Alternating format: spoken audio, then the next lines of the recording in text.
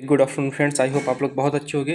जैसे रिजल्ट की तैयारियां चल रही हैं, रिजल्ट आ भी जाएगा और इसमें भर्ती को बहुत जल्दी ज्वाइनिंग इसकी होने वाली। फिर भी कितना भी जल्दी करें, फरवरी मार्च तो आराम से जाएगा, क्योंकि हर चीज़ में कितना भी वो प्रोसेस फास्ट करो टाइम तो लगता है ना। ऐसा तो नहीं है कि ये देखो इस महीने में इन्होंने रिजल्ट दे दिया 28 30 अक्टूबर 31 अक्टूबर, तो समझो इतना मान लो कि आपके दिसंबर तक फिजिकल ख़त्म हो जाएंगे, सारे फिजिकल ख़त्म होंगे, क्योंकि 75 के 75 जिलों में फिजिकल होंगे, पुलिस लाइन और जो जो कुछ भी हर जगह सेंटर बने हैं। तो उन पे पहले सबसे पहले आपका रिजल्ट आने के बाद आपका सबसे पहले डीवी पीएचटी होगा। डीवी और पीएचटी, डीवी में डॉक्यूमेंट वेरिफिकेशन और पीएचटी में फिजिकल स्टैंडर्ड टेस्ट। उसमें क्या होता है देखो, पहले पीएचटी बता देते, पीएचटी में होता क्या। पीएचटी में सिर्फ और सिर्फ आपकी हाइट नापी जाएगी, हाइट, और उसके बाद में हाइट नापने के बाद में आपका चेस्ट होगा। पहले सबसे पहले हाइट और फिर तुरंत ही चेस्ट होगा, और वहाँ पे डीवी चेकलिस्ट होगी, वहाँ पे उसका नाम लिख दिया जाएगा। क्या क्या डॉक्यूमेंट होने चाहिए, इससे बाहर एक डॉक्यूमेंट नहीं लगेगा। डॉक्यूमेंट में किसी कोई गलती है उसके बारे में लास्ट में बात करेंगे। सबसे पहले इनका कमेंट आ रहा था, भैया भाई डीबी में क्या क्या होता है, किस राजपत्रित अधिकारी से प्रमाणित करना पड़ता है, एक वीडियो बना दो। राजपत्रित अधिकारी में लास्ट में आपको पूरा मिल जाएगा कि कहाँ से कैसा किसका वेरीफाई कराना होता है। सबसे पहले मेन चीज़ होती है आपका क्या है, आधार कार्ड। आपके पास आधार कार्ड जरूर होना चाहिए। आधार कार्ड होगा क्योंकि आपने एग्जाम दिया होगा, तो आपको आधार कार्ड के पे एंट्री दी होगी, तो आधार कार्ड में किसी की अब प्रॉब्लम नहीं होगी, क्योंकि जिसने भी एग्जाम दिया होगा तो उसका आधार कार्ड सही ही होगा, कोई दिक्कत नहीं है। सबसे पहले जो आपने फॉर्म अप्लाई किया होगा, तो उसका एक अप्लीकेशन फॉर्म डाउनलोड किया होगा आपने डाउनलोड किया होगा तो बहुत अच्छी बात। उसके 3 प्रिंट आउट निकलवाना, 3 प्रिंट आउट निकलवाना। दो मैक्सिमम जरूरत तो 2 ही पड़ेंगे, लेकिन 3 निकलवा लेना। बाई चांस कभी कोई फट जाता है, कोई दिक्कत होती है, तो मेरे अनुसार क्या 10 15 20 रुपये में चला जाएगा। और नाम मानो तो 2 ही निकलवाना। इसके 3 आप प्रिंट आउट निकलवा लेना। किसके, एप्लीकेशन फॉर्म के। आप कहोगे भैया हमारा तो खो गया। जिनका खो गया या नहीं है जिनके पास, पहली बात, भर्ती बोर्ड आपको लिंक प्रोवाइड करेगा कि अपना एप्लीकेशन फॉर्म डाउनलोड करो। यदि भर्ती बोर्ड लिंक प्रोवाइड नहीं कराता है तो फिर क्या करोगे, तो फिर कोई दिक्कत नहीं होगी। जिनका है वो तो अपना लेके जाएंगे प्रिंट आउट, जिनका नहीं है वो डीबी में जाएंगे। और फिर वहाँ क्या करते हैं, देखो यूपीएसआई में जो हुआ था वो हम बता रहे। फिर वहाँ क्या करते हैं कि डीबी सेम ही होती है। वहाँ करते हैं कि ठीक है, जिनके पास एप्लीकेशन फॉर्म है वो साइड से हो जाएं, और जिनके पास एप्लीकेशन फॉर्म नहीं है वो साइड से हो जाएं।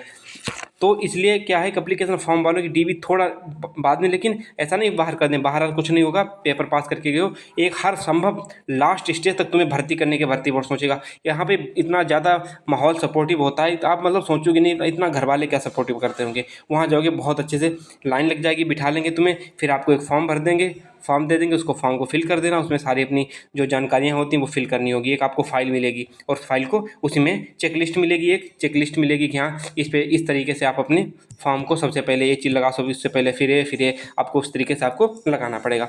आप 20 पासपोर्ट साइज़ फ़ोटो ले लेना, 20 पासपोर्ट साइज़ फ़ोटो बहुत ज़रूरी है।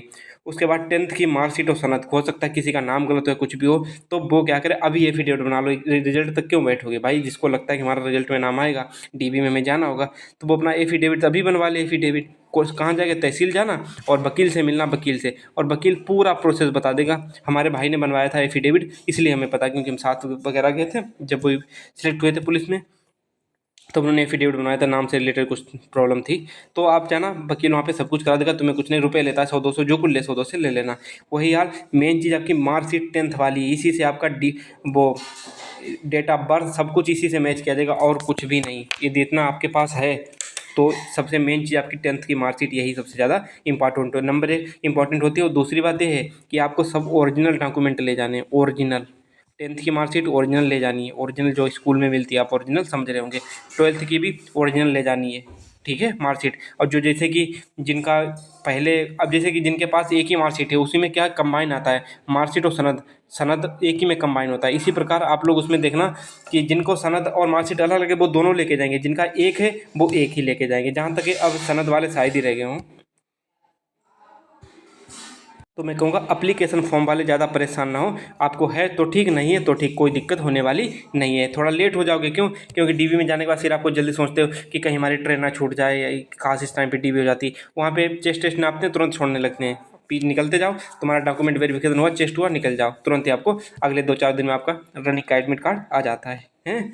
तो आप लोग जाते रहिएगा, कोई दिक्कत नहीं है तो ठीक, नहीं है तो ठीक, ठीक है, इतना आपको काम करना है। देखो जनरल वालों के लिए तो कोई ज़रूरत नहीं चीज़ें पड़ेगी, जनरल वालों के लिए कोई चीज़ ज़रूरत नहीं पड़ेगी कि आपके पास निवास प्रमाण पत्र, जाति प्रमाण पत्र, उसका कोई लेना देना नहीं। ओबीसी SC ST और SC ST, ये 3 लोगों के लिए आपको अपना जाति प्रमाण पत्र, जो क्रूशियल डेट है, कौन सी क्रूशियल डेट है आपको बताया होगा कि लास्ट डेट कब थी फॉर्म ऑनलाइन करने की, 18 जनवरी, शायद 18 जनवरी थी ना। हाँ, 18 जनवरी या 22 जनवरी कुछ ऐसी थी। उससे पहले का आपके पास जाति प्रमाण पत्र होना चाहिए, ठीक है। और उसी क्रूशियल डेट का आपका निवास प्रमाण हो सकता है, निवास प्रमाण पत्र पुराना भी एक्सेप्ट कर लें, निवास प्रमाण पत्र पुराना एक्सेप्ट कर लेते हैं, लेकिन ये चीज़ नहीं कभी एक्सेप्ट करेंगे पुरानी, जो उन्होंने क्रूशियल डेट दे रखी है उसी पे आपका जाति प्रमाण पत्र होना चाहिए। EWS प्रमाण पत्र आपके पास 1 साल का होना चाहिए, ये तो आपने बनवाया होगा। अब बहुत लोग कहते हैं भैया चरित्र प्रमाण पत्र, देखो चरित्र प्रमाण पत्र आपको डॉक्यूमेंट वेरिफिकेशन में पहले जो आपका DB होगा उसमें जरूरत नहीं पड़ेगा, आप ही काट के दे रहे। चरित्र प्रमाण पत्र की कोई जरूरत नहीं है। चरित्र प्रमाण पत्र आपका मेडिकल के टाइम आपकी जरूरत पड़ती है, आपको मेडिकल के टाइम चरित्र प्रमाण पत्र आप अपना बनवा लेना, ठीक है। क्योंकि मेडिकल तो बहुत लेट होगा जाके, तब चरित्र प्रमाण पत्र बनवाना। अब आते हैं राजपत्रित अधिकारी के साइन। देखो हो सकता है आप कहीं चले जाओ, तहसील चले जाओ, SDM के करा लो, वो राजपत्रित अधिकारी होता है, तब वो नायब तहसीलदार किसी करा लो। लेकिन मैं तुम्हें बताता हूँ सबसे आसान जो होता है राजपत्रित अधिकारी, जिसके साइन बहुत प्यार से करता है वो इंसान।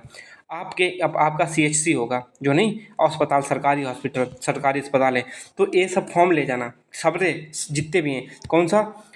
एक तो फोटो पे नहीं होता, 2 3, और ये कौन से जो फोटो कॉपी उन पे करा, ओरिजिनल पे मत करा देना, नहीं तो आप ओरिजिनल पे करा दो डॉक्टर के साइन, नहीं, जो आप फोटो कॉपी कराओगे कितने 2 सेट इनकी, आप 10 कॉपी करा लेना कम से कम, ठीक है। लेकिन जब आप ले जाओगे तो 2 सेट तैयार करना, 2 सेट, ठीक है, और अलग अलग, और दोनों सेट पर, हर सेट पर इनके साइन करा लेना, इनके साइन कराने किसके? डॉक्टर के, सरकारी अस्पताल वाले के, जो मेन डॉक्टर होता है उनके साइन बहुत प्यार से करते हैं, हम पे बता रहे हैं कि तो इनको ले जाना मार्कशीट, वहाँ पे जाओगे 5 मिनट में आए, मतलब कि करा के आ जाओगे। वहाँ तहसील जाओगे पता नहीं कितना टाइम लगाएं और दिमाग और ख़राब करोगे, लेकिन सबसे आसान है डॉक्टर के पास जाओ, बहुत जल्दी प्यार से बस पूछते हैं कि थोड़ा बहुत देखते हैं कहाँ क्या है, बस वो तुरंत कर देते हैं, ठीक है। और कोई 10th 12th मार्कशीट लेना, एप्लीकेशन फॉर्म लेना, उस पर करा लेना। उसके बाद में आप जाति प्रमाण पत्र पे भी कराना, निवास प्रमाण पत्र पे भी कराना। EWS वाले पे नीचे, जैसे नहीं आपको जैसे ये प्रमाण पत्र दिया होगा, ये प्रमाण पत्र, ठीक है, नीचे जगह होती है, यहाँ पे होती है, तो वो वहाँ पे अपने मोहर लगा देंगे और साइन कर देंगे ऐसे करके, बस और कुछ नहीं आपको करवाना है। आपको इसकी मेडिकल की ज़रूरत पड़ेगी नहीं। और यदि किसी के में जैसे कि गलती या मिस्टेक किसी भी डॉक्यूमेंट में, तो वो तहसील जाके अपना एफिडेविट बनवा ले। वहाँ आपको चेकलिस्ट मिलती है, जब डॉक्यूमेंट वेरिफिकेशन जाओगे कराएं तो वहाँ पर आपको चेकलिस्ट मिलेगी, उसके अनुसार आपको सारा डाटा फिल करना पड़ता है। बस इतना ही होता है और कुछ भी नहीं आपको ले जाना। आधार कार्ड तो कंपलसरी है ये। फिर बता रहे अप्लीकेशन फॉर्म, पासपोर्ट साइज़ की 20 फोटो, मार्कशीट की कम से कम 5 कॉपी करा लेना, 12th की 5 कॉपी फोटो कॉपी करा लेना। और लेकिन जब डॉक्टर के पास जाना तब वहाँ पे आप दो सेट बना लेना है, जैसे कि एक सेट में एप्लीकेशन फॉर्म और क्या नाम 10th की शार्ट मार्कशीट, 12th की जाति प्रमाण पत्र, निवास प्रमाण पत्र, ये सब कर लेना। फिर दूसरे सेट में सेम वही चीज़, दूसरा सेट तैयार कर लेना और दोनों पे अपने साइन डॉक्टर के करवा लेना, अच्छा रहेगा। यदि आपके पास कोई और ऑप्शन हो, वीडियो हो, जैसे कि कौन सा वो वाला वीडियो, ब्लॉक डेवलपमेंट अधिकारी, तो उसके पास चले जाना, जो भी आपके पास हो तो उसके पास चले जाना, आपको वहाँ पे साइन हो जाएंगे, कोई दिक्कत नहीं होगी। और जो लोग इसीलिए परेशान चरित्र प्रमाण पत्र से लेकर, उनको कोई चरित्र प्रमाण पत्र अभी ज़रूरत नहीं पड़ेगा, क्योंकि आपको भी पता है, ठीक है। आपने योगी जी ने 28 बोला है, वो 28 बता रहे, 30 इस लास्ट अक्टूबर तक, 31 अक्टूबर होता है इस महीने में, अक्टूबर तक नहीं आया तब भी हमें लगता है कि 10 नवंबर से पहले पहले रिजल्ट आ जाएगा, 100% आ जाएगा। और दूसरी बात ये होती है रिजल्ट, देखो आपको पता होगा कि यहाँ पे संशोधित आंसर की कभी नहीं जारी की गई, संशोधित आंसर की कभी नहीं जारी की गई। अभी रेडियो ऑपरेटर का रिजल्ट आया था, इसमें भी संशोधित आंसर की नहीं जारी की गई थी, सबसे पहले आंसर की आई थी और फिर आगे सीधे फाइनल आंसर की आ गई। और फाइनल आंसर की आते ही उसके बाद 1 महीने बाद आपका रिजल्ट दे दिया गया था, ठीक है। तो इसमें आप चिंता मत करिए। और रेडियो ऑपरेटर वाला ऐसा मत सोचिएगा कि रेडियो ऑपरेटर में कोई दिक्कत होगी। रेडियो ऑपरेटर का एग्जाम जो फिजिकल DB है वो UPP से इसी महीने में, इससे पहले हो जाएगा, उधर वो स्टार्ट होगा, उससे पहले ये सब चीज़ें निपट जाएंगी हैं।